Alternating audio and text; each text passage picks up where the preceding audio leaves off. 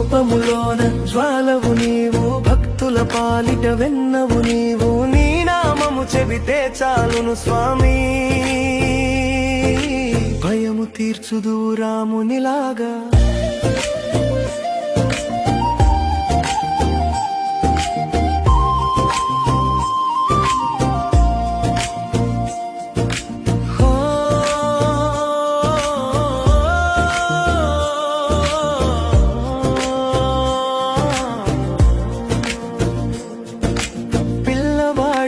తపస్సు చూసి కరుణతో కౌగిలించుకున్నావు, తీక్షణమైన నీ కనుల చూపును ప్రేమ